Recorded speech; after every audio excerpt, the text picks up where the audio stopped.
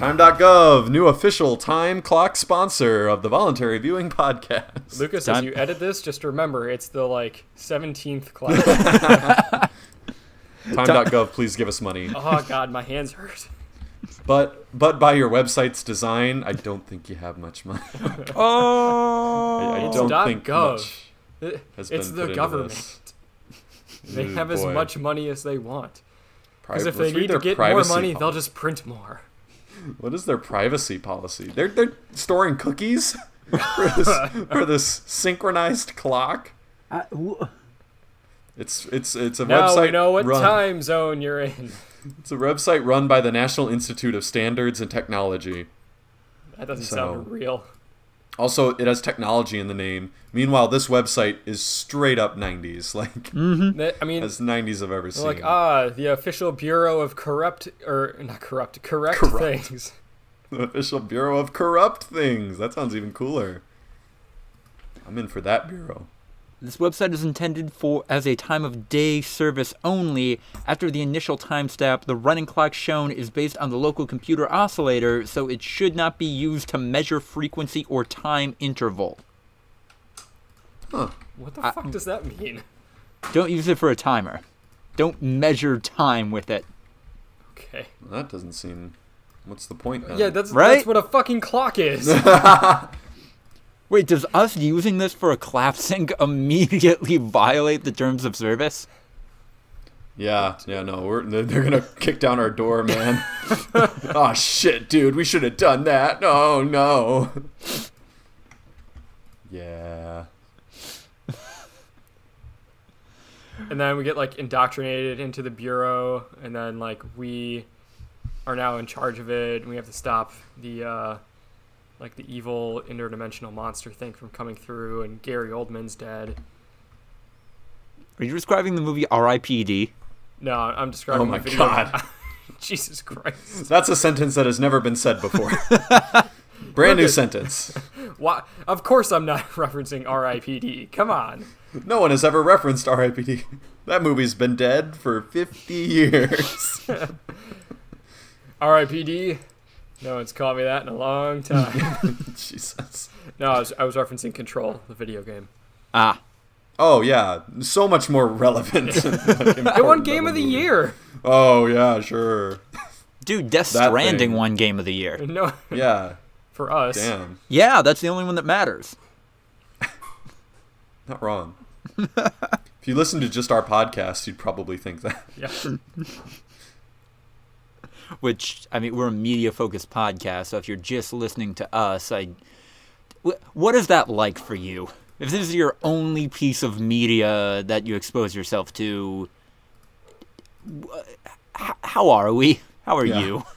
We're like some people's Fox News or MSNBC, but we don't have any real overt political opinions. It's just yeah, man, that game sucks, or that movie's awesome.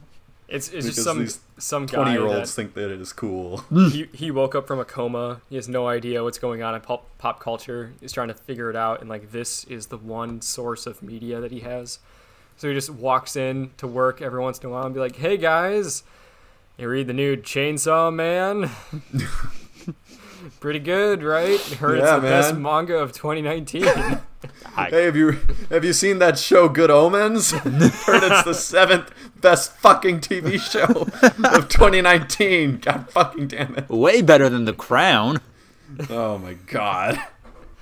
We made a pact. It wasn't going to carry over. Fuckers.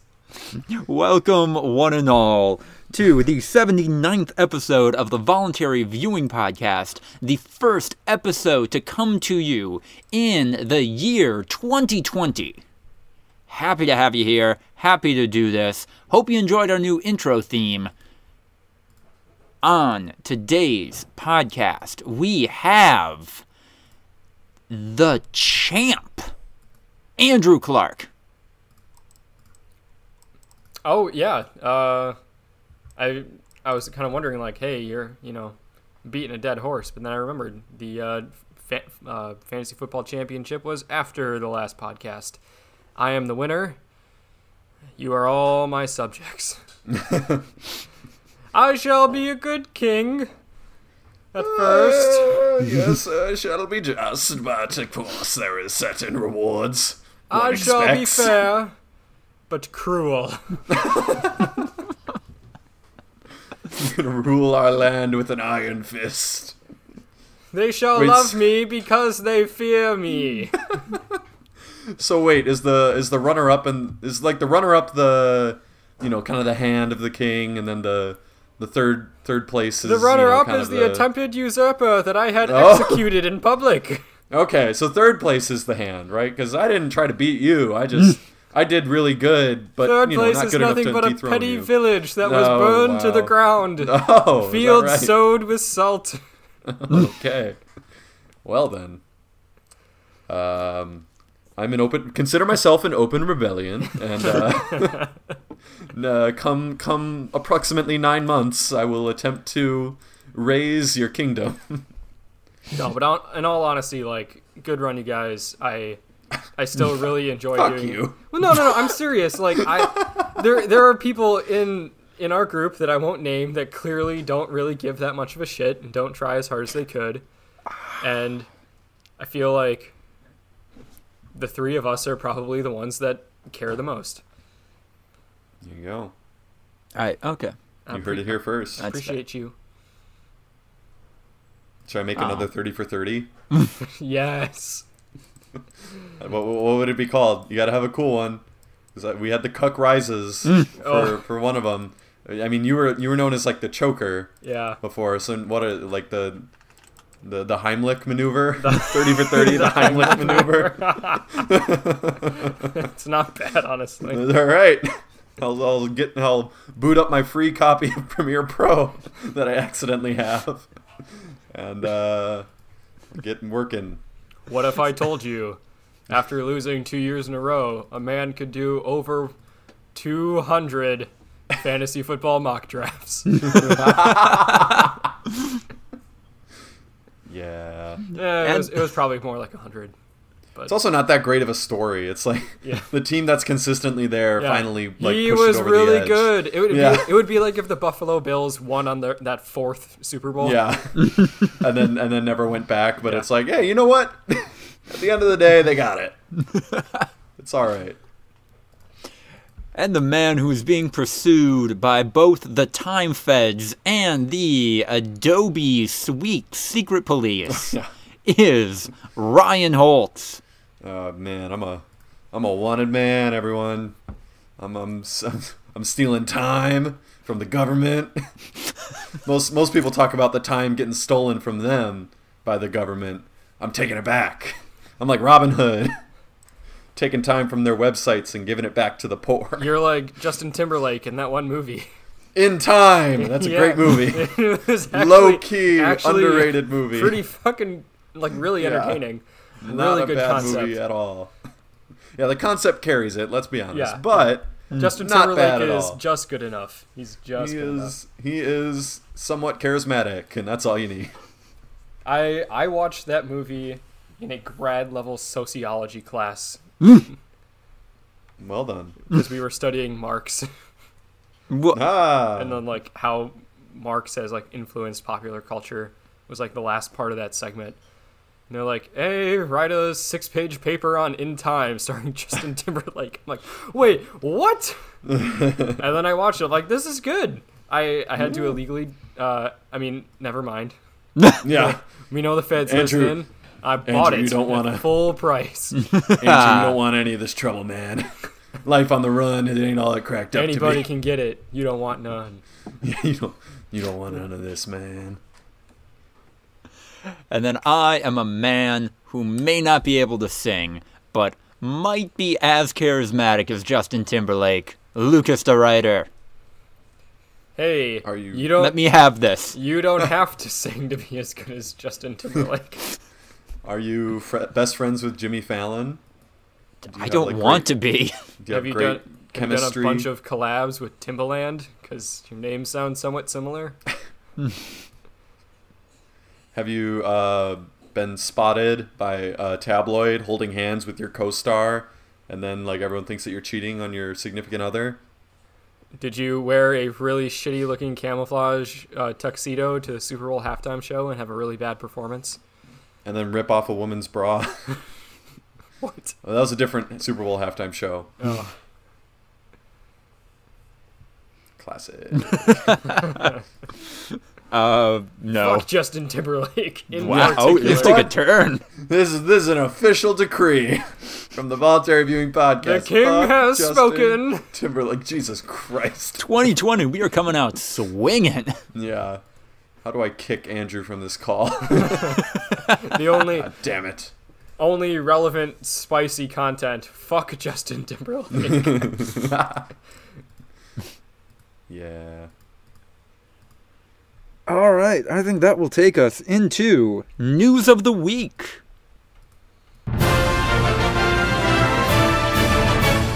Hey, what's happening in the world? Leaked in, well, a lot of bad stuff. Oh, always the funniest to talk about. Lol, impending global war. Yeah. We get like really serious all of a sudden, like discussing the I'm Walter geopolitical Cronkite, ramifications. Tonight, 8 o'clock, with a heavy heart, I must bring to you this special bulletin. Justin Timberlake is an asshole. Justin Timberlake can go fuck himself. That's more of Werner Herzog. I am now being told by multiple sources that man sucks. Wait, something's coming in. I have from a confidential source. Fuck them kids. Yeah. Well, what's this? What was Final Fantasy VII again? Yes, remade, in fact.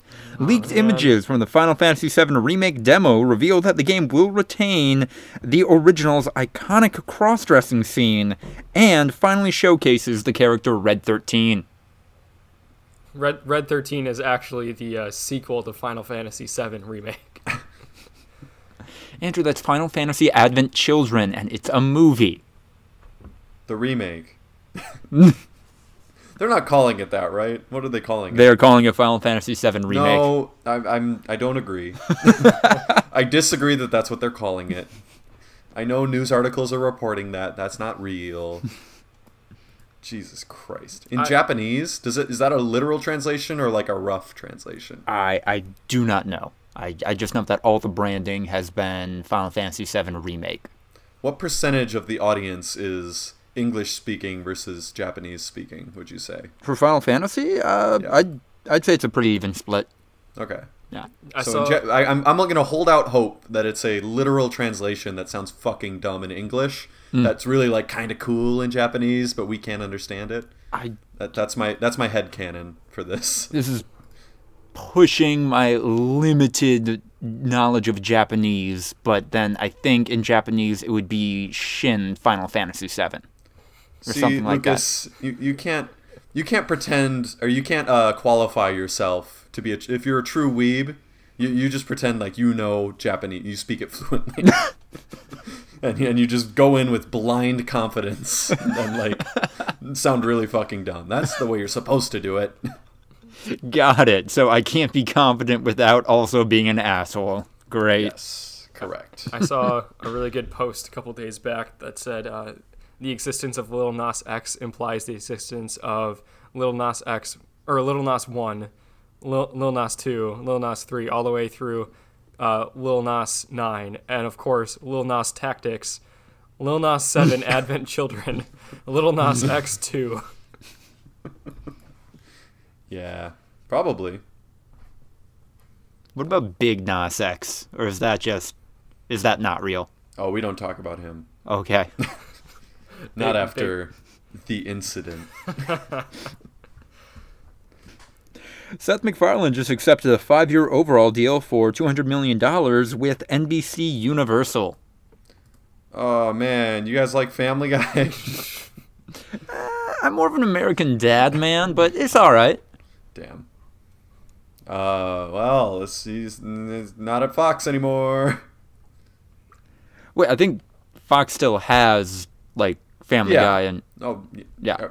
Come on, Lucas. Oh, okay. You know You're doing shtick. You know me. Okay. I'm not an idiot. No, it's Okay. like, if you do you love his content being on fucking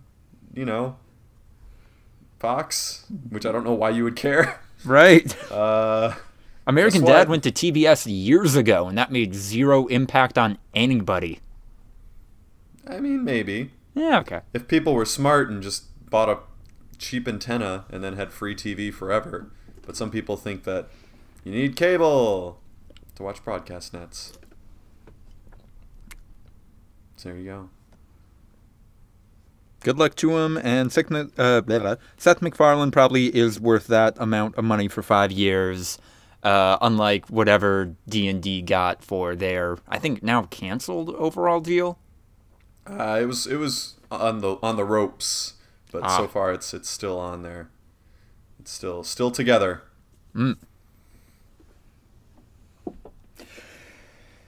What the hell is on Come on, Lucas, you Onision? Hey, you got it. Yeah, I'm not proud of that. What's going on? Onision, otherwise known as the longest tenured, most hated guy on YouTube, a guy that I seriously didn't even think was around anymore, is being investigated by Chris Hansen. It's been 10 goddamn years of Onision just being a fucking awful person, and it's just like every couple of years he comes back. He just refuses to die, and usually it's surrounding, the fact that he kind of like grooms young women and is super abusive to his girlfriend. And then like they were kind of in like a polyamorous relationship, and then like the other girl involved was like 16 or something, and he's a grown ass man. And then there was some shit recently where he like bought some land in the Midwest and like chopped down a bunch of trees that were like endangered or something. He like basically bought land that was like on a nature preserve basically, and then like chopped down a bunch of trees, and then got fined for it like a lot. And then the FBI was investigating something that he was doing, and they shut down his Patreon. And then he had a bunch of meltdowns, and then he would like post videos of him like throwing shit at his girlfriend and like mocking her, and it was really disgusting. And now Chris Hansen's involved. Yeah, Chris Hansen has also had this weird YouTube channel for a while, which in the beginning, like it was an official like Chris Hansen sponsored YouTube channel. They took old videos of To Catch a Predator and like from some, they downloaded them or something and like posted them to YouTube at like 240p with like weird aspect ratios. And like people were like, is that you can't just like do that, Chris. Like it's not how this works, man.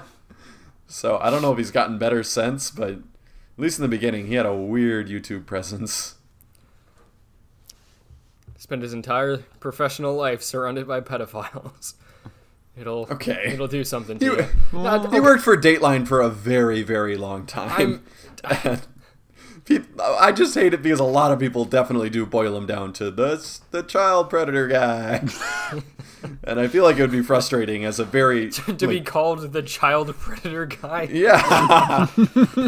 Because that usually means... reporter. Not in this case, but that usually means that you're a guy who's a child predator. It's like, I've become what I swore to destroy. He did have like some legal troubles too, though, I think. Like I think Chris Hansen did have some issues. I would have to Google it. But yeah. Something. Oh, he was charged with larceny. Wait, what? Yeah. He bounced checks for nearly 13 grand worth of promotional materials in 2019. Huh. Yeah. He had an apartment also that he was evicted for failing to pay rent. Sounds like he fell in some tough times. Yeah. had to hustle a little bit. What's going on with Chris Hansen's lifestyle that he can't afford shit like rent? Yeah, I don't know, man. New York's expensive. Oh. There was a not short period of time when I was younger where I thought To Catch a Predator was like To Catch a Thief, like where To Catch a Thief was like they had a former like thief, like a career criminal, come in and then like test out basically if they could steal shit and get away with it. I thought I for a very short period of time I thought that To Catch a Predator was like, we've hired a pedophile to see if we can track down these pedophiles. That would be an interesting show. You should make that one up. Yeah, Lucas, write a script. Yeah, pitch it quick. What's the title? Yeah, pitch it to NBC. Among Predators. That's not bad. Predator. Apex Predator. Jesus. Fuck me. That's actually pretty good. Yeah. We could cut out the stumbling there and just make it seem like it was like immediate, and it'd be pretty funny. That's been up there for a long time, right in Lucas's head, waiting. Jesus. Like an apex predator. Yeah. Lucas is the apex predator. Yeah, biding his time. Yeah. Actually, you cast yourself as the pedophile master. Pedophile master. It's Jesus Christ. It's like Dexter. Oh my God. But with Jesus. Can we get rid of this whole bit? Yeah, this is sensitive. Fuck. This Lucas. got sensitive quickly. Lucas, burn it. Burn. Mike McCarthy is going to coach the Dallas Cowboys. Speaking of apex predators. Otherwise known as the Shark. Yeah. Mike the Shark McCarthy. Brought the most in for aggressive his play locker caller room on planet presence. Earth. Yeah. Apparently it took him like 6 full days to like talk to Dak. Oh really? Yeah. Although I think Dak may have been drama. I think Dak may have been in Mexico or some shit. But the drama's already starting. Yeah. I mean, remember all that bullshit? Like Matt LaFleur and Aaron Rodgers are already arguing. They were talking about that shit last week. Like they were still doing that every single goddamn game. It's like, but are they besties? It's like the Packers 13-3, but does Aaron Rodgers, play beer pong with Matt LaFleur's son on the weekends? Does he like Matt LaFleur or just like Matt LaFleur? Matt LaFleur passes a note to Aaron and says, "Do you like me? Yes, no, maybe." Circle 1. Aaron Rodgers introduced Danica Patrick to Matt LaFleur today, and we saw a good firm handshake, but not a kiss on the cheek. Clearly, this locker room is dysfunctional. Yeah. This locker room is in shambles following reports that Aaron Rodgers did not help Matt LaFleur move out of his studio apartment. I mean, in fairness, LaFleur did have a fold-out couch that Rodgers would have to help him take down several flights of stairs. That is shambles, I say. Absolutely. Aaron Rodgers didn't even give Matt LaFleur a reach around. No. Not wrong. Relationship falling apart. In all reality, though, I think it's a weird hire. I know a lot of people like it. I just think that the Cowboys are a team that are like borderline and need to get pushed over the edge. Mm-hmm. And they hire a coach that for like the last 8 years of his tenure was borderline and couldn't push it over the edge. Right. So it's a little weird for me. I think he would have fit in much better on a team that was in like desperation and needed to shape up. Like, I mean, the Browns or someone. But I mean, maybe he didn't want to go to the Browns. That's very possible. I'm sure he could pick and choose. Be a little more choosy than others. I still don't get how the Jets hired Adam Gase instead of Mike McCarthy. Yeah, that would have been a great get for them.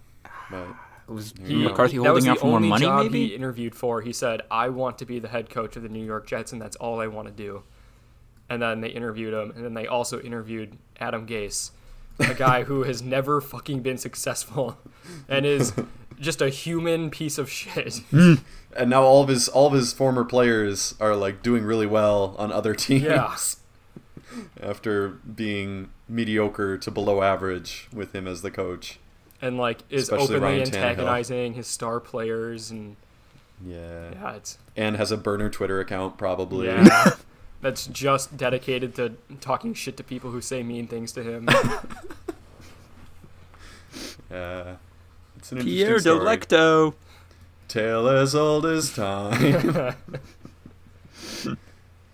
head coaching candidate makes a burner account. I don't know the lyrics to that song well enough to parody it properly. I don't know. I guess good luck to Mike McCarthy. Like, I know a lot of Packers fans thought he was everything that was wrong with the team the past couple of years, but I don't know. I really don't feel one way about him any other way. I think I wish him nothing but success, and he had a great run in Green Bay. Yeah, it was time for both of us to move on, I think, and I wouldn't be shocked if he turns them around and makes a decent playoff run. I mean, I don't know if he's going to win the Super Bowl with them, but hey, anybody who was potentially up to be like a first-time head coach or a new head coach this season wanted the Dallas job. I mean, God, like if you look at their roster like on an individual player basis, like they're so fucking talented. The fact that they couldn't pull it together is just mind-boggling. And again, like, can Mike McCarthy be the guy to do it? I don't know. Should make for some good football. You know what's going to make for some good boxing? Not the next item on the list, Logan but go Paul versus Antonio Brown. I'm sorry. So 7 p.m. Sunday, their mom's basement. Just for clarity, this isn't just a guy named Antonio. This is Antonio Brown, the athlete, versus This is Antonio Brown, the unsigned free agent. Versus Logan Paul, the YouTuber. Yes. Logan Paul, the guy who I guess is now just a boxer. Yeah. Are they gonna like get some boxing agency to sign off on this so when Antonio Brown kills Logan Paul in the ring, he doesn't go to jail? I have no idea, man. I don't think Antonio Brown would necessarily be a great boxer. He's just a good athlete. What's there for Antonio Brown to win? Like he's a good boxer and he just wins and it's like, okay, cool. Or he's like a bad boxer and he gets his ass kicked by some random white YouTuber. Who, I mean, like, Logan Paul has at least boxed before. Yeah. We can tell because, I mean, that's just what he is now. But he did say that if Logan Paul is interested, that Antonio Brown is literally going to train with Floyd Mayweather. Which then, yeah, like when you can pull shit like that out of your ass, which he almost certainly can, like, yeah, it's something. Also, Logan Paul in his release made it sound so charitable. Like his quote is literally, I think this would do a lot for Antonio Brown. Give him a nice payday and give him a chance to redeem himself. Redeem himself. Yeah. Antonio Brown's the one that needs redeeming, not you, Logan Paul. Yeah, how in any sort of way would this redeem Antonio Brown? Because either scenario 1, he loses a boxing match to a YouTuber, or 2, he stoops so fucking low after his fall from grace in the NFL that he goes and fights a YouTuber. And kicks the shit out of him. Like, embarrasses him. Yeah. Either way, that's a big ol' L. Didn't he lose to KSI, Logan Paul, in the latest one? I think... in the rematch? I think in the first one they, like, tied. Yeah, first one was a split decision. I think the second one he lost. Like, KSI won. So, he's not even, like, the better of the two personalities. I mean, he's a big guy. He works out, but, like, not a pro athlete. No. So, unless he really has faith in his boxing ability, I don't know about all that.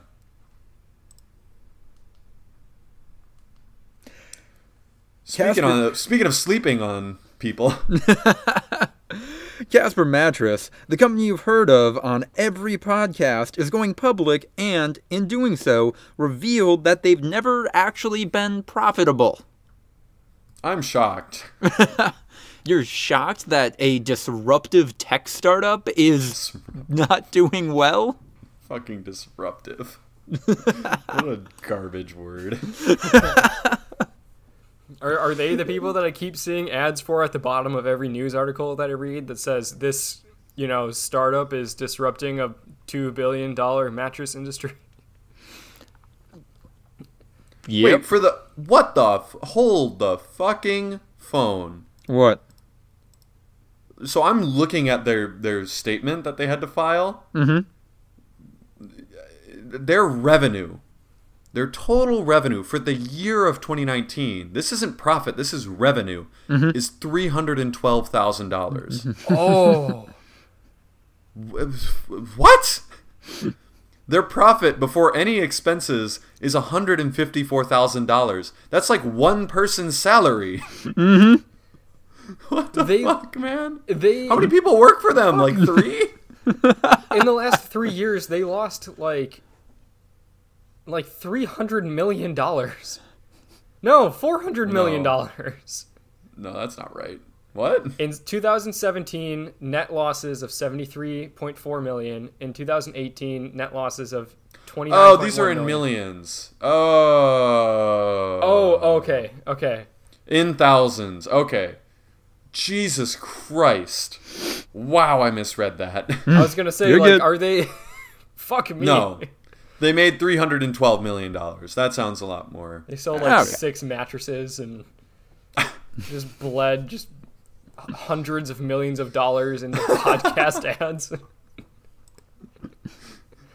Yeah. How many mattresses? They said they sell the mattresses at $1,000 so they sell 312,000 mattresses. Mm-hmm. I guess that's something. Those ads are doing something. Not nearly Don't enough, invest apparently. in Casper mattress, kids. Don't do it.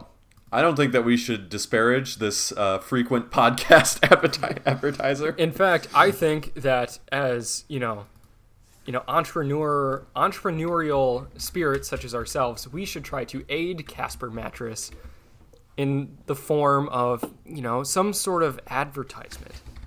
Now, of course, we wouldn't do this pro bono because we're all professionals. Oh yes. But one entrepreneur to another, Casper Mattress, we can help you. Help us help you. Would you what kind of words would you say? Would you say that it's quality crafted and made in the USA? I would say that it's a friendly ghost. And who doesn't love a friendly ghost? Would you say that Architectural Digest magazine, quote, the perfect mattress according to science? I wouldn't say that because that's fucking dumb. Their Google customer reviews are like 4.6 stars out of 5. That's pretty good. That's fair. Just put that right on the front of your website. That sounds pretty good. 4.6 stars out of 5 on Google reviews. Yeah. Normally known for its, level of criticism. Yeah.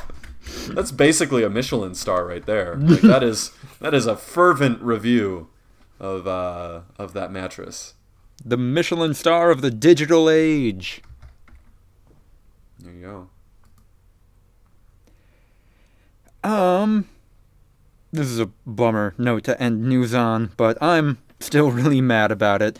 Nearly everyone at CollegeHumor's collection of websites lost their job, and it's not even just that their investor pulled out on them and that a bunch of people lost jobs, but also the CollegeHumor collection of websites, which includes Dorkly, a website up until recently I visited pretty much every day since I was like 17.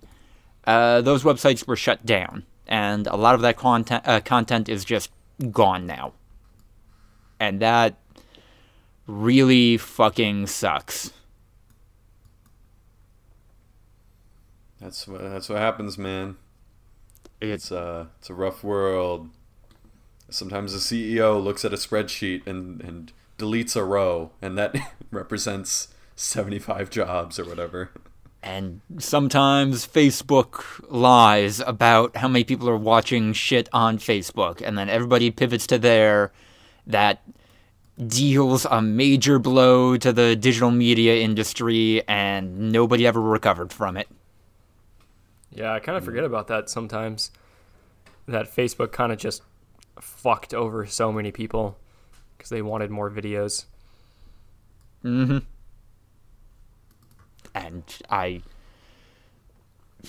I don't know, it's a lot of things, but I just can't help but look at this situation and feel like that kind of entropic sensation of getting older and the idea that everything I like, everything I think is good is just going to not be a thing at some point because Welcome to getting old. everything is awful and good things in life are always fleeting, and that sucks. Welcome to my world. You gotta be always hungry, man. You gotta look for that next good thing that you're gonna love. Yeah. Because things change quickly. And then you just go back and rewatch the whole thing, the whole catalog. If you're like me. I've slowly been doing that, like the dorkly animated bits on YouTube, yeah. Yep. Ever since the Harmontown podcast ended, I literally started back from episode 1. Hell yeah. I've just been listening to it in the car because I'm like, you know what? This is what I do on my way to work. I listen to this podcast. So you know what? I'm starting from episode 1 because I never really... I didn't start, I started at episode, 205 or something, so why not? This is what happened when Friends ended, guys. And it never stopped. That, people that liked it, when it ended, they just started back from the beginning and watched it all over again, but then it never stopped. It just kept going. It's going to be the year 2500. It's been like... People are going to be watching Friends. It's been like 15 None fucking of the stuff's years. going to be relevant. They're going to be like, what? These beings can't communicate telepathically. Their problems are minuscule. Wait, you could just walk to everywhere back then? You didn't have to take a boat all the time? Okay. Julian Castro in 2028 running for president being like, I'm such a Chandler. Vote for me. Why is Julian Castro all of a sudden like Hillary Clinton in terms of like relating to the youth? Well, at that point, he'll be a little bit older. So yeah. Julian Castro somehow being like, my eyebrows are on fleek. But it's like but it's still 8 in the years. future. Yeah. It's too So late it's already now. out of date, but it's even worse. He'll be like squarely in late middle age instead of like the almost young guy that people can kind of relate to. Yeah. Mayor Pete will be Governor Pete, and he'll just be an old gay man. Wow, Jesus. 8 years, Mayor Pete. You heard it here first. He's 45 is the new 85. Wait, how old is he right now? Like 37. Oh, is he real? I thought. Oh, wow. I thought he was a lot older than that. He is 37. Oh, I thought he was Just turned 37. No, Oh, no, wow. he's about to turn 38 in a week. Okay. Wow. I thought he was like in his late 40s. Jesus. I'm not very good at Wow. telling age. That's more of a shot against him than like a dig Yeah. against you, I think, but okay. Someone as politically motivated as Pete Buttigieg, only being the mayor of South Bend, Indiana in his late 40s would be a little sad, not gonna lie. I don't know if there's any hope at redemption for College Humor. They still apparently they still have like 6 months of content. They gave the investment company that was funding them gave like the head creative director of College Humor just the company, so he's soon to be the CEO. Will Ferrell? And no, I believe his name is Sam Reich. Maybe Reich. I'm not totally sure how to pronounce his last name. But, yeah, I got a Dropout subscription. That's College Humor's subscription service. Apparently they had 6 months worth of content already recorded. I'm going to pay for that and then hope that they can keep doing stuff after. There you go. The only videos I watched on College Humor were the CEO videos. Yeah. I found those really, really funny. Really And good. Every time they came out, they made me laugh. Did you see The Tide Pods one. This is probably my favorite. Yeah. Did you see the GoFundMe one? Yeah, that was pretty great. It's really good. That was the most recent one, right? I believe so. Yeah, that was And pretty solid. maybe the last one. Yeah, those ones do tend to be kind of topical, so Yeah. it might be difficult to pre-record. Yeah. There you go. I think that'll take us into the meme corner, and we got Who's ready something. for some fun? Yeah. Woo! We're doing a bit. Yeah. Play the Metal Gear Solid Revengeance soundbite. The memes. All right, it was just played. Oh, man, you guys. So for those of you who aren't familiar, KnowYourMeme.com did a top 50 memes of the decade, and they had us all weigh in, picking our 3 favorite memes. The list is okay. It's not egregious, I would say. Definitely a lot of room for improvement, though. There's some recency bias. So we ranked them ourselves. All of us gave every single meme that was on the top 50. I apologize. We were expecting to rank every meme that was on like the list that you could vote for, because there was what, like 120 memes or something, and they narrowed it down to 50. But they unfortunately removed all 120 of those, so we just ranked the top 50 as they came out and reordered them into our own ranking. We gave each meme a ranking between 1 and 10, and then we averaged those together, and we get our ranking. So I don't know how we want to tackle this. I also added a new column to this lovely spreadsheet, which is the delta. So that shows how many spots our ranking jumped up from the website ranking. Or down. Or how many spots it lost. Some of the quick highlights in terms of how ones that were way underrated or overrated. It looks like the most overrated meme on the top 50 was Derpy Hooves, who the website put as the number 20 meme of the decade, and all of us put it pretty much at the bottom, and it was the 49th meme for us, so pretty much bottom of the barrel. I didn't know that existed. Yeah, Lucas was. You still gave it a 2. Lucas, you gave it a 2. Yeah, you gave it a 2. You never even heard of it. I mean, it was like, I don't know. I could kind of see how it would be funny. So what were your ones? Like things that weren't funny and you'd never heard of? Or stuff I was just like, this is dumb, or this is just bad. It's supposed to be influence, not your personal. Anyway, We never. Okay.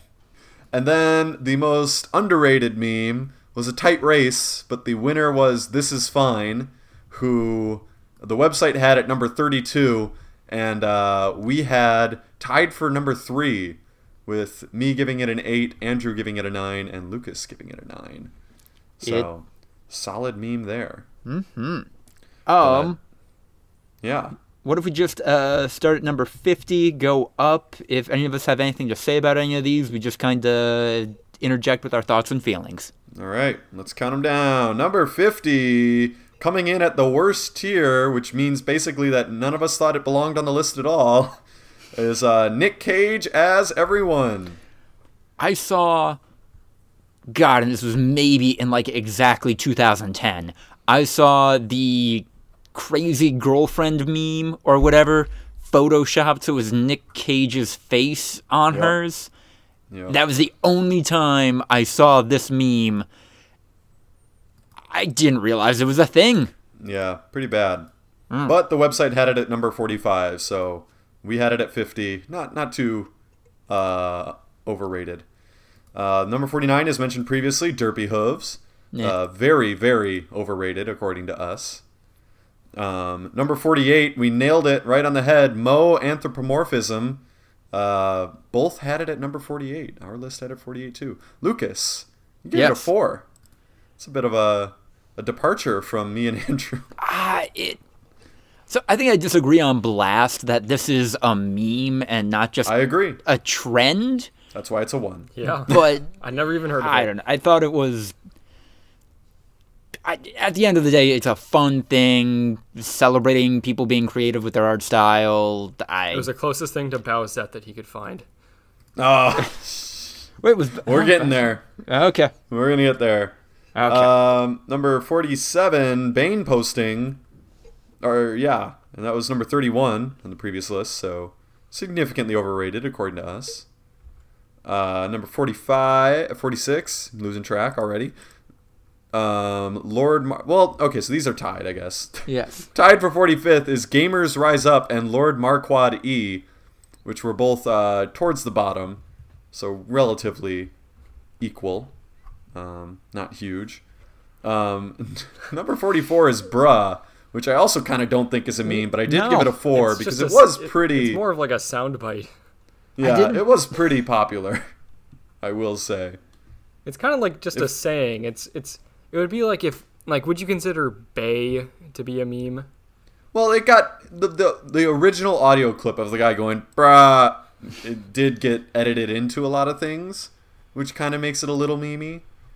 So that's why I think I gave it a 4, which is the highest of the higher ones of the three of us, I guess. Mm-hmm. Tied for 42nd, then it's Time to Stop and Meme Man. I didn't know Meme Man was a thing. And you still gave it a 2. Again, harmless, like, fine. That got a 5 from me. I think both of these got a 5 from me. What did you recognize Meme Man from? Various compilations. The UW-Madison meme page definitely had a few Meme Man posts back when it was not super normie. The BS stonks memes. Yeah. Stonks. Yeah. Like there's a handful of okay ones. As a whole, it's around. It's not great, but it's okay. Yeah, both of those were relatively even. Then we got Uganda Knuckles at tied for number 40 with It Is Wednesday, My Dudes. Uganda Knuckles came in at 26 on the official list, and It Is Wednesday, My Dudes came in at 50. So we thought that Wednesday, My Dudes was pretty severely underrated, and Uganda Knuckles was pretty severely overrated. I think Uganda Knuckles, there's a lot of recency bias on the Know Your Meme ranking. It's a couple years old. It's like 2017. Yeah, it's not as recent, but people definitely would remember it. It was huge, but that is a star that burned brightly and quickly. I would have given it a 1, except for... you hated it. I did hate it. It was my least favorite. That was Andrew's least favorite meme of all time. It is, like, by far my least favorite meme of all time. But it was so fucking big that, like, I had to give it a score. A non-zero score. A non-zero score. I also... Is there a story behind It's Wednesday, My Dudes? It's just that Vine. Yeah, it's the Vine. Oh, okay. The Vine. It is Wednesday, my dudes.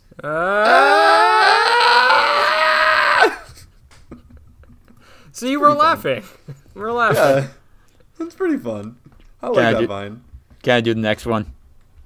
Sure. I know how to do it, but yes, you can. If you think you can do better. Coming in at number 39, is this a motherfucking JoJo's reference? It got a 3 from me, and a 2 from Andrew, and wouldn't you know it, Luke is coming in strong with the 8 out of 10. By far the strongest ranking of any of them in the bottom, bottom 20 or so? This should have been a bottom 10 meme, but Lucas's score raised the average Single-handedly dragged it up to number 39. It was a saying a little bit. Mm-hmm. It's not that you can't put 8 out of 10. Like, an 8 for me was like distracted boyfriend or galaxy brain. Like, I think you're too easy to please there, man. Okay, my trifecta of ranking these was how much did this meme, like, personally improve my life? Lucas. How much of a mainstream impact did this meme have? And then how big of an impact did it have in digital spaces? Okay, so the last two are zeros. So that first one must have been pretty big, Lucas. 8.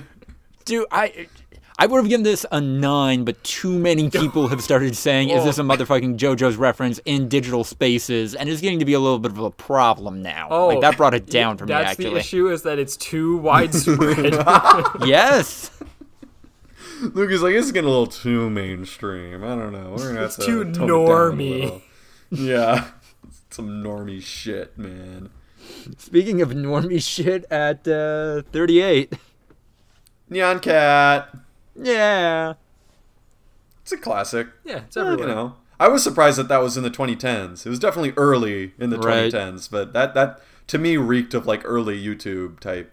But I think the video is in HD, so I guess that should have been my first clue that it wasn't early YouTube. Yeah, they had it at 33, so pretty properly rated, I would say. Yeah. And there's some contention coming in at number 36, tied for 36th with 60 Spider-Man is Gabe the Dog, which y'all heartless motherfuckers, especially you, Lucas. Number 3, you gave it a 3, I mean. I don't know what this is. It's the Bork. Bork? It's the Bork dog. You know Bork. Bork, where they do the songs with the dog? Like, is it the Zelda theme where it's like bark, bark, bark, bark, bark, bark, bark, bark, bark? That one? I don't know what song that is. Come on, man. All right. It's Bork. That dog also died. So did Grumpy Cat, and that's nowhere on here. Grumpy Cat was on the original Top 120. And it is on here. Yeah, well, hold on. I was pretty sure, yeah. Oh, no, it's number 16. I apologize. It's way up there. Anyway, also 60 Spider-Man. We were in a little bit more agreement. And also, we had it at 36 in the official meme page. Had it at 37. So, pretty properly rated, if I do say. Yeah. Coming in at number 32, well, we have Ricardo a bunch Milos. Tied for 32. Oh, yeah, wait. We had 4. Wait, I think there's been an issue because 60 Spider-Man is on here twice. Oh, no! Oh, God. Oh, my God. Oh, my God. And all right, everybody snap. We're going to pretend that didn't happen. Keep rolling. Everybody except Andrew gave it different rankings. Something's weird. Something happened in the list. Oh, whatever. We're pushing through. Tied for number 32, Ricardo Milos, Wojak, You Know I Had to Do It to Him, and Loss. It's a weird. All middle of the road memes, kind of, you know. So like, oh wow, that just Wojak just goes to like top 50 memes of the decade. Okay. Yeah, some of them I think between 10 and 19 for some reason went to the top 50 memes, and you just have to like click on the individual meme in the ranking. You know, it's a whole thing. But yeah, Wojak I think is most familiar with like Rage Comics. I think so. Rage Comics is also on here, right? It is on there. It's up higher, which I can't deny. Super cringy. I personally laugh my ass off at You Know I Had to Do It to Him. Yeah, that's one of my favorite. And every time I wear shorts and a button down with my brother, I strike that pose, and he always cringes. For those of you who don't know, my brother like runs a meme page at our college, and he's pretty well versed in memes. Even though I did study them in college, this whole thing, but memeologist. We have a bit of a meme rivalry. So, yes, he hates that meme. I think it's hilarious. Do you guys think Tom Holland did the You Know I Had to Do It to Him pose intentionally like a couple months back, or? I wouldn't be shocked.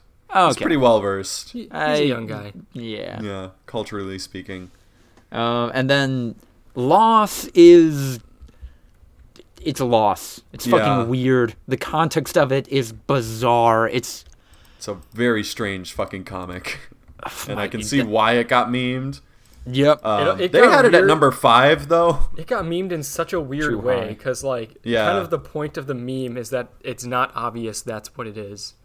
Yeah. It's strange. They have it at number 5, which I think is just egregiously overrated. Right. That's the second most overrated meme I think on this board for us. So, yeah, it's a little interesting.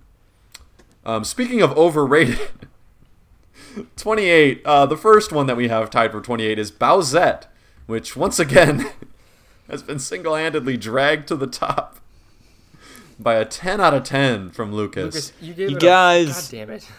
In this divisive era that we live in, we have to step back and appreciate the beauty of pretty much the entire internet coming together to be horny for a couple of days.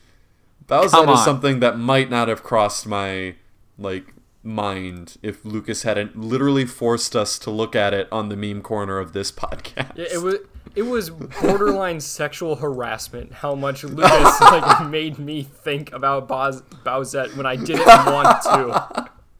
Well, guess what, Andrew? I'm the head of HR here at Voluntary Viewing, so I deem it not to be sexual harassment. Well, also tied with Bowsette. I had Spider-Man more, but again. okay. Big Chungus and Shooting Stars. Shooting Stars is another one of the supremely underrated memes, except for Lucas, who fucking hates Shooting Yeah, Stars. what is Gave wrong it a with 4 you, out of 10.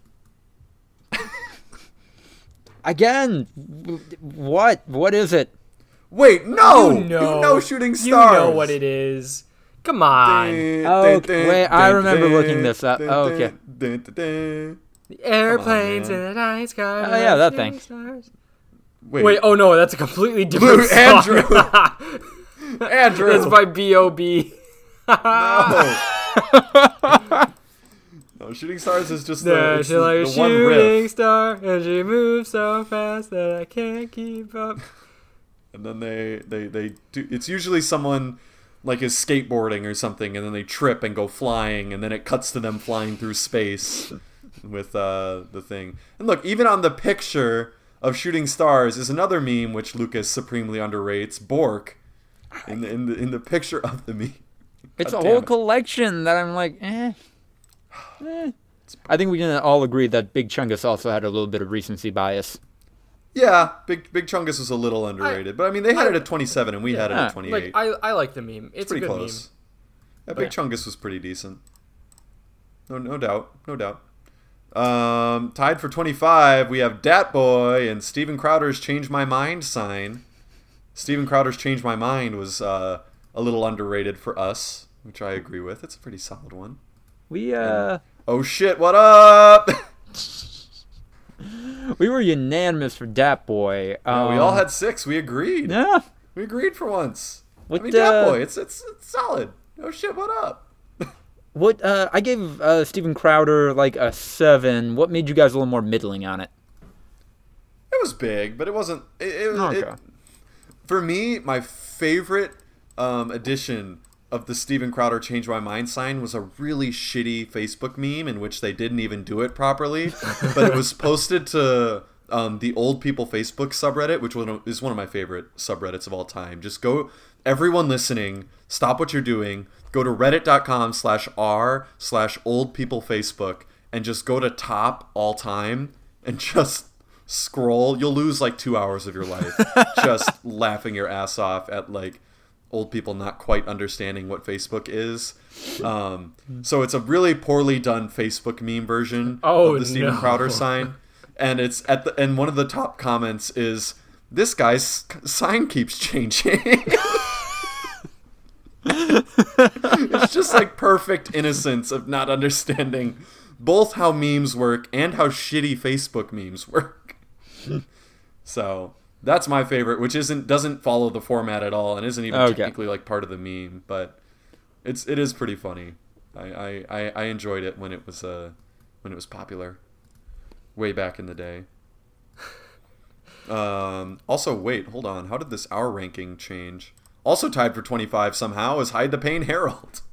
Wait, what? Which you guys had a lot lower than me. I had it at an 8. It is what it is. Y'all had it at a 5. It's not a super widespread meme, and it's just okay. It's very average. I thought it was pretty widespread, but it's... I saw it for the first time in the course of filling out this document. God. And I'm like, oh yeah, this is funny. So 5. Fuck me, man. Do you just replace your meme time with hentai? Yeah, you're the main contributor to the meme corner, and meanwhile... You're the only one of us that actually works on the internet, Lucas. Yeah, me and Andrew are kind of like fundamentally opposed to the internet as a resource. Like, I work in broadcast television, and Andrew works in like telecom sales. These are very different career paths. You are actively keeping people from figuring out what the internet is. Yeah, I love it. Fuck the internet. Internet, it's a great place. All your favorite things are there, like college. Oh. Too soon. I love this little ditty that we have at number 23. We have two memes that are tied. One which is very underrated and one which is very overrated. Pepe the Frog, which was at number 2 on the official list, 23 for us. And then the Navy SEAL copy pasta, which was number 39 on the site and number 23 for us. So I love the Navy SEAL copy pasta. Right? And it was pretty. It's one of the original copy pastas. It feels like that's definitely when I learned of the term copy pasta. Was the Navy SEAL copy pasta? I'm gonna out myself. And I love the variations. I'm gonna have my Lucas moment. I had not seen the Navy SEAL copy pasta before this meme list. I don't agree. No, dude, we talked about it in college. You had to have, man. It's so widespread. I can even quote the what the fuck did you just say about me, you little bitch? I'll have you know I graduated top of my class in the Navy SEALs. That's the only part I can remember. But I wasn't even I know 300 confirmed kills. Yeah, man. It's pretty classic. When I read it, I thought it was pretty funny. I just don't think I knew of it very well. God damn it! I know of the Penguin of Doom one. Do you know the Random Girl, Andrew? She's called the Penguin of Doom, and she talks about being random the whole time. Holds up Spork. Oh God! All right, never mind. Talking to a bunch of heathens. So, in that vein, I only gave Pepe the Frog a 5, if only because of my experience. I can't remove it from fucking channers and shitty people kind of essentially turning it into a hate symbol. Yeah, channers co-opted it, which is why I think that we need to embrace. Take back the word. Back. Yeah. Take back the frog. Oh man. Okay. You shouldn't hate the meme because other people ruined it. Pepe did nothing wrong. I don't know if you can really reclaim a meme if you just get it. Lucas, as young white guys on the internet, it's our duty to reclaim this meme.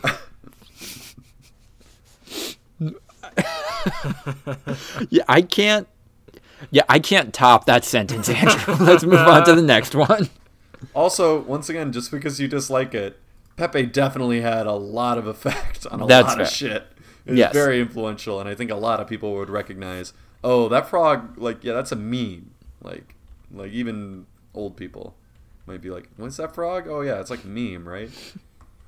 So, anyway, got a big swath, a wide variety, tied for number 18. We have Super Hot Fire, The Tragedy of Darth Plagueis, Rage Comics, Roll Safe, and Confused Math Lady. Confused Math Lady and Roll Safe both being underrated for us. Rage Comics being overrated, and then Tragedy of Darth Plagueis and Super Hot Fire pretty accurately rated. Roll Safe and Super Hot Fire are just going to be language on the internet for the next decade, right? Yeah, pretty much forever. Yeah, those seem because they burn kind of quietly, you know. The memes that burn the brightest die the fastest. Sometimes they're forever. I also feel like Confused Math Lady could stick around for a really long time. It's already been there for a while. Yeah, Confused Math Lady is still relevant, and according to this, is at least 3 years old. So, yeah. So, I don't know about you guys, but circa 2010, 2011, first, we were freshman, sophomore in high school. Just, I don't know about you, but I was just really kind of figuring out memes, getting into more online culture. Yeah. Rage Comics was the language of memes for me. Yeah. I cringed so hard. Bro, I made Rage Comics. Yeah. Oh, Ryan. Yeah, it's bad, man. It's fucking bad.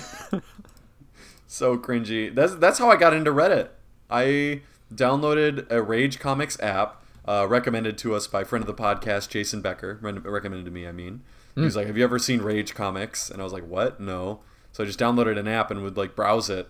And then I realized they were all talking about this Reddit. And I was like, what's Reddit? So I looked at the site and I'm like, why don't I just get it from the source? So I signed up for Reddit. And that was, 8.5 years ago now. Christ. And I've had the same Reddit account for 8.5 years. Yeah. So that was the beginning. And honestly, like, even though it didn't have anything to do with Rage Comics, like, Reddit has definitely shaped a lot of, like, my opinions and, like, who I am, and, you know, how to discuss things with people and all sorts of stuff, man. It's great. How is the tragedy of Darth Plagueis a meme? It's like a copy pasta. Yeah. Oh, okay, yeah. Yeah, people have definitely modified it, which is pretty golden. I guess the line I see most often is, like, that's not something the Jedi will tell you, or whatever the exact thing is, but, yeah. All right. Yeah. You know. Super Hot Fire also, I know that's one of Andrew's favorites. It's a good one. I was kind of setting you up to drop it, but no, that's fair. I Pass don't it up, drop man. shit. I don't. Psych! That's the wrong number. Oh! Universal language. At number 16, we got a couple of heavy hitters. We're getting up towards the top now. Megalovania and Grumpy Cat. Oh man, Megalovania gets me hype as fuck. I'm not even afraid to say it. When that shit kicks in, I am down. And I, as someone who's never played Undertale, like, that shit will absolutely get me fired up. Yeah. What a great fucking song, and a great meme as well. Very versatile. Yeah, this is one of the few memes on here that in a vacuum is just like a good piece of art. Yeah. But then also fantastic for memes and other dumb shit. I love it. I love how it really coincided as well with some Vines kind of in the early years of it. So you can watch Vine compilations and you'll still catch the and you're just like, oh shit, here we go, and then, like, all of a sudden, like, someone, like, busts out of a door and it kicks into high gear and it's like, hell yeah. It's pretty great. Number 15, we have Is This a Pigeon? That's such a good one. Definitely a classic. Super heavy hitters now. Getting top tier. 787 there. Then tied for 12, we got 3 huge ones, including the number 1 meme from the original list, Doge, which is number 12 for us. Still pretty high. Yeah. Andrew and Lucas at the 7. I had it at a 9. Kind of single-handedly dragging it up a little bit. But and then Robbie Rotten, number 3 on the original list, which might have been more for respect for Stephen Carl, which Ripped, you know, I totally, you know what, I'm fine with. Like, one of the meme legends who died far too young. We gave it plenty of respect at number 12. And then Smash Mouth's All-Star, which just big time. Ain't no one gonna deny fucking All-Star. I know people like I don't know, Grumpy Cat's owner and other people really leaned into their own meme and took advantage of it. I think Smash Mouth did it better than anyone else. Yeah, they really did. And there was the moment with the Smash Mouth's All-Star, except for it speeds up every time something happens. Like, I feel like it was at the forefront of that whole craze. And yeah, definitely a weird moment in the 2010s that it became one of the most popular memes of the decade when the song came out in, like, the year 2000. Now we're into the top 10, basically. Tied for number 9, we have Virgin versus Chad, Mocking SpongeBob, and Blinking White Guy. Ironically enough, Virgin versus Chad, we all gave an 8 out of 10. Mocking SpongeBob, I gave an 8. Andrew gave a 9. Lucas gave a 7. And Blinking White Guy, I gave a 9. Andrew gave an 8. And Lucas gave a 7. So we're getting up there now. Mocking SpongeBob was the most underrated meme, according to us. Ironically, the entire top 10 is underrated on our list. So come at us, internet. There is that. Yeah, come at us, Know Your Meme users. I personally fucking love Blinking White Guy, and I think that one is still popular to this day, which I just love. Like, makes me laugh every fucking time. Especially when they GIF it. I feel like when they do the 3 screenshot thing, it's not nearly as funny as when it's like the GIF of the guy, because it is a fucking great reaction. Like, although it's very genuine. It can be strategically used as like a still image. I remember a while back I saw a meme. It was like, wow, the first guy that died must have been like, and then just had like 3 consecutive images where the eyes are closed. Yeah, you can definitely, and that's the beauty of memes, baby. You love it. You gotta love it. But every time I see the GIF, I definitely do it. Like, I always have to like pretend I'm that guy and like do the like shocked blink. Hell yeah. Mocking SpongeBob burned super bright. Mm-hmm. That was around big time for a long time. Good on ya, mocking SpongeBob, and that was a recent meme too, right? That was a 2019 meme, 2018-2019 meme. Yeah, 2018, I think. Fair enough. And then of course Virgin versus Chad, which we again agreed on. Woo! Yeah. 8 out of 10. It's a rock solid meme with a million different variations, and still pretty decently big to this day. That one is definitely one kind of art imitates life, and you see it out in the wild a lot. Yeah. Nah. That's for sure. Number 7, we got 2 memes tied. One is Drake posting, and the other is steamed hams. Lucas, another 10 out of 10 for steamed hams. Do I have the most 10 out of 10s on this list? I think I do. You do have 4 Stop of them. liking things. Wow. You have 4, Andrew has 3, and I have 2. To me, this kind of highlights the dichotomy of instant memes versus memes that you have to pour a ton of work into. Steamed hams being... There are steamed hams memes that people obviously put like 40 or 50 hours into editing, where Drake posting is one that pretty much you can knock out one of those in... Instantly. 5 minutes, if that, in any kind of photo Talking editing about software. quality versus quantity here. Yeah. But Drake posting... there's a lot. That's ubiquitous, I think. Oh, yeah. Anyone can look at either of the 2 pictures of Drake and know immediately what the person is trying to say. Mm-hmm. That is universal language right there. And there's been variations that have popped up that are just doing the same thing as Drake posting.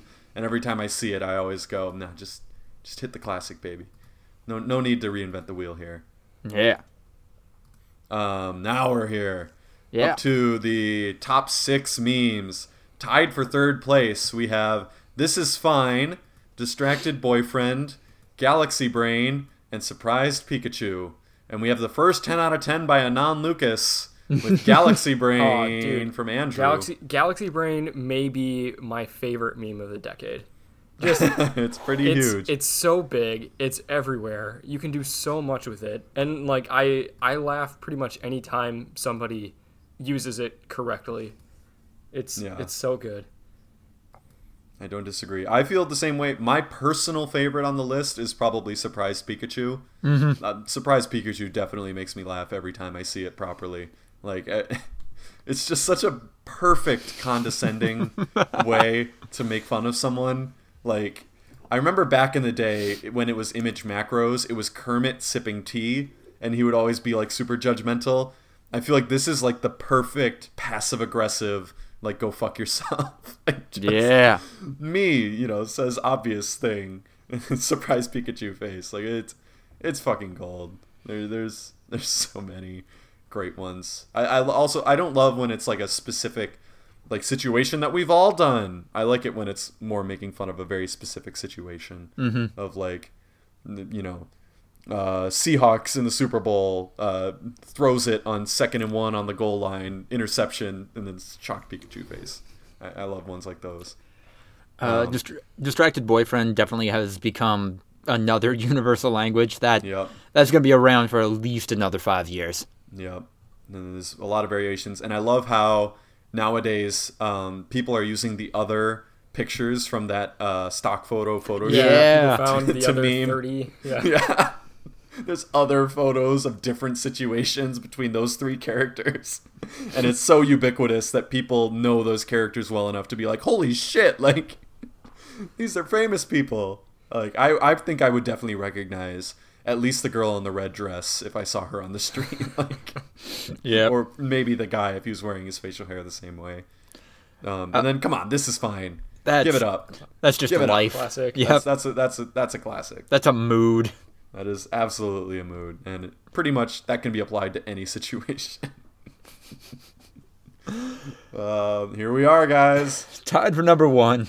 The number one memes. Universal 10 out No of 10s. controversy. In agreement, all three of us thought that these were, and we're not even going to split hairs and rank one over the other, because these are our number one memes. We've got Harambe, fucking dicks out, and press F to pay respects. Just, come on, guys. Press F to pay respects reinvented a centuries-old phrase. Yep. People have been saying RIP for literally centuries, and now legitimately people say F instead. Like, They shouldn't in real life tragedy, but nope, it is ubiquitous now. I have absolutely heard people say F in real life for a real life tragedy. I heard somebody at work the other day. It was this week. Yep. Somebody got fucking fired, and and like people were talking about it. They're like, "Oh, what happened?" Like, "Oh, this person got fired." They're like, "Oh shit, big F, man." Yeah, big F. Fucking F, man. That's brutal. Like, it's incredible. I remember when that first came out, I didn't play Advanced Warfare. And Lucky. God, I thought it was the most funny thing ever, the video. And then when they did the edit where you press F and you touch the coffin and it puts a little hit marker and like adds 100 points and like you level up and stuff. So it looks like you killed your friend in the coffin. Just brutal, man. It's pretty golden. Harambe is definitely dimmed, but by God, if that didn't burn brighter and longer than just about anything else on this list. It burned about as bright as like the Flash and the Pam memes that are just huge for a couple of days, except it lasted like 6 whole months. Yeah. Yep. It burned at peak brightness, I would say, for at least 3 months. And when it was not completely bright, but still like relevant, it was still bigger than like 90% of the memes on this list. The internet for so long. And the Cincinnati Zoo, if they actually wanted people to stop memeing it, did nothing but pour gasoline. They played it exactly the wrong way. Yes. They literally said, stop memeing our gorilla. And everyone was like, oh shit. Like, they did the rubbing hands meme, which is not on this list, ironically enough, but everyone. They're like, guys, they did it. It's time. It's time. Everyone get going. Do we want to give some shout-outs to honorable mentions, memes that we really like but didn't make a Know Your Memes top 50 for whatever bizarre reason? I would have to do some more research. I didn't draw some up. I see some on here, and I think maybe one of those belongs in the top 50. Maybe. I think there's 3 of these that I believe should belong in the top 50, and one that clearly doesn't. Lucas has Open Gangnam Style as a top 50 meme. Come on, man. Open Gangnam, it's Oppa. God damn it. That's what I was saying, Andrew. Oh, okay. I wasn't saying that it wasn't a top 50 meme. I was saying it's not Open Gangnam. Well, it shouldn't. I thought you were a weeb, Lucas. I apologize. I see that your weebness only extends to Japan and not to Korea. I'm trying to get into manhwas, but it's tough. Vertically oriented, it's weird. Fun fact, I watched Oppa Gangnam Style when it had 100,000 views, which I think I've said as a fun fact about myself Ryan's during claim to icebreaker fame. activities before. Because I was on Reddit, and people on Reddit were like, this shit's kind of funny. And it like kind of went big, but not like super viral the first time around. And I clicked on it the first time around, and it had like 100,000 views. And I'm like, oh, this is really well done and like pretty funny. And then it like was on the radio, and I was like, what the fuck? Like, is this real? Is this real life? But yeah, I don't know if that's a meme. It became one, but I understand where you're coming from. Yeah. What are the other three, Lucas, that you have? Dummy Thick, and all the kind of variants of that. Like, What would you give Dummy Thick? I give Dummy Thick maybe a 7. Okay. I thought you were going to say 10. Legitimately, was pretty sure you were going to say 10. And maybe I'd bump it up to maybe an 8 if we're also encompassing like Dummy Thick / the clap in my ass cheeks, blah blah blah blah blah. You know? Wait, you weren't including the clap on my ass cheeks? Yeah, no, those are definitely the same. It's like part of the meme. Yeah. Okay, an 8. That 7.5. I'd give it like a 6, but yeah, it's still probably on the list for me. Damn Daniels probably Fucking hate that one. 4 for me. I hate both of these last two, which is why, out of spite, I don't think they fucking belong. These are my least favorite memes. Andrew's is Ugandan Knuckles. Damn Daniel and what are those make me want to fucking die. Especially the cringy Vine where the person does the clearly scripted what are those to his grandma wearing Crocs. And she goes, "Hey, are my Crocs?" And it's like, that's so fucking fake. Go off, sis. I will absolutely spill the tea. Those memes suck. And aren't even truly memes. I think it's a travesty that mock memes did not make it on the list. Yeah. Oh, fucking yeah. Lamp. Y'all got any lamp? That's big F. Big F, man, to all the moths out there. Oh, man. We're going pretty long here. How are we going to wrap this bad boy up? By heading into... Gonna skip the breakouts because, we're at an hour 30. Talk about it next time. Let's go right into the group chat so we can talk about the Packer victory. That was a good game. Oh. You know what? It definitely got me sweating at the end there. Not because our defense couldn't stop them, but because our offense stopped moving the ball. Right. The minute that Devontae caught that deep ball, my stress was completely evaporated. I was like, oh, okay, like we're all good here. But yeah, I mean, classic Packers fashion. Win ugly, but survive in advance. There we go. I'm going in with almost zero expectations for this game in San Francisco, where we are almost certainly going to get just mauled. Hey, we beat the 49ers once. No, we didn't. No, we did not. We got absolutely destroyed. We got butt fucked. Yeah, but they didn't have Patrick Mahomes. This is going to be a totally different game. Yeah, that's the Chiefs. Good God, Lucas. I actually don't even know what you're talking about anymore. Are you doing this You're on talking about purpose? the Chiefs? No, or I'm the giving you Niners? shit. You're giving me shit? How? I need an explanation. I'm fucking with you guys. America, explain. Do you think that last first down was actually a first down? Yeah. There was no way to overturn it. The yellow. I know why the yellow ref gave us a line little. on the TV is not where the it's first not down perfect. post was. It was in a bad spot. The ref was in position to give us a good spot because he was like 5 yards behind the ball, which by logic that the angles change and make it look like the ball might be past the line when it's not.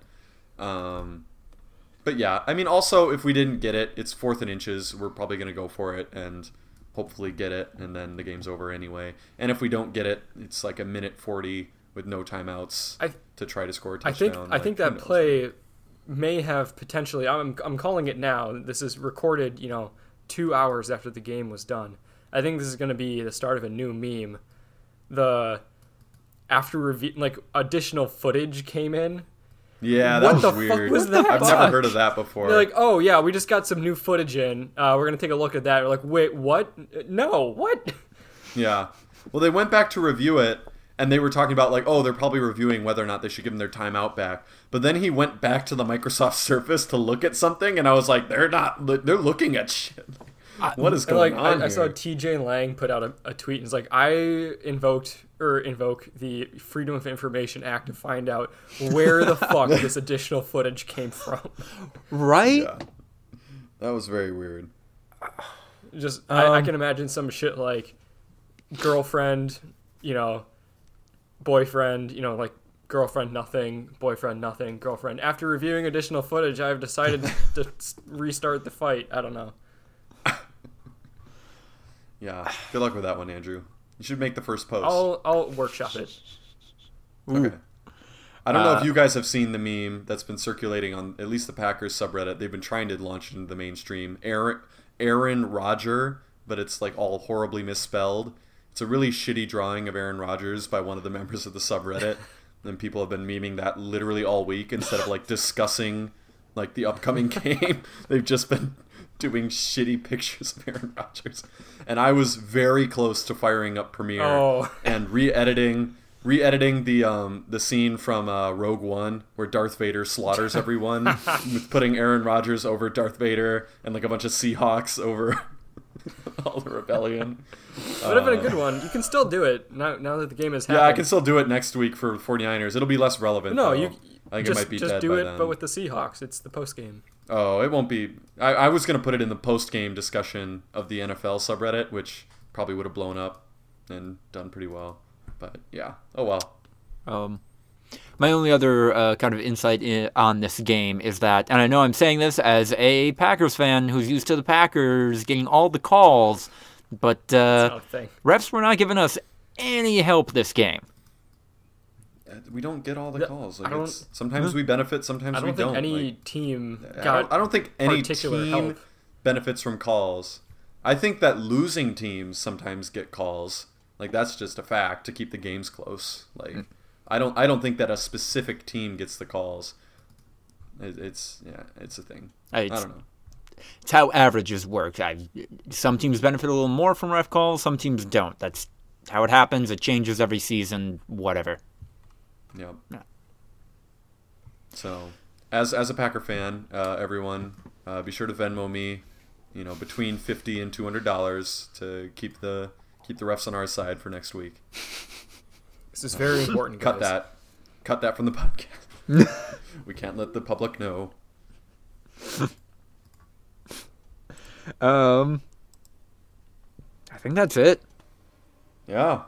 First podcast of 2020 in the books. What a week. Hell yeah. Fucking F 2019. Got like 50 more of these weeks to go. Stay tuned next week for when we talk about the infamous Sucky Badger story. Jesus Christ. Oh my God, we haven't talked about that on the podcast. It's going to take up too much time, so we're pushing it to next week, but good God, we're talking about it. When this year's done, we're going to be like at episode 130. Hell yeah. That shit. We're established. Yeah, man. We're self-sufficient. 2019, keeping the podcast shorter, as you can tell by our 97-minute runtime. We are self-sufficient and able to afford to go as long as we want, Andrew and Ryan, because of donations from fantastic supporters like Sensual Richard Nixon, Sucky Badger, and maybe you, if you head over to the Voluntary Viewing Patreon at www.patreon.com/voluntary_viewing. We would definitely appreciate your support. We have a bunch of great tiers that definitely make it worth your while with unique rewards. And we will soon be adding a single person $25 monthly tier, Fortnite Basic, that if you give us $25, the three of us will set time aside to play Fortnite with you one evening. Whoa! That means that at least me and Andrew are going to have to re-download Fortnite. Wait, can you do cross-platform on the Nintendo Switch? Yes, you I'm going to play it on the Nintendo Switch then. Nice. For the memes. I guess I could just play it on Ian's account. That's true. We'll see. But if you'd like to support the podcast in other ways, we definitely appreciate a review, a ranking, a like, a subscribe, whatever the verbs are on the platform that you are currently experiencing this podcast. Also, be sure to follow us on Twitter at V2_podcast. Send us an email send us a message either through email, voluntaryviewing@gmail.com, or the messaging system on whatever platform you're listening to this to. And support me on Twitter at LucasTheWriter. I write stuff. I say insightful things about media and other junk. And sometimes I'm just great. Andrew, did you like that thread of Breath of the Wild stuff from Tristan Cooper I sent you? It's very fun. It's a good game. How are we closing the first podcast of 2020? Hey, everyone, be sure to take out a lot of loans and build up a lot of debt. Now is the perfect time to buy a home. Yeah. 2029, baby. Great Depression Part 2. We're doing this shit. Great Depression Part 2. Electric Boogaloo. Yeah, the French version. It's looking at you, Macron. Your move. Goodbye, everybody. Thank you. Take care of yourselves.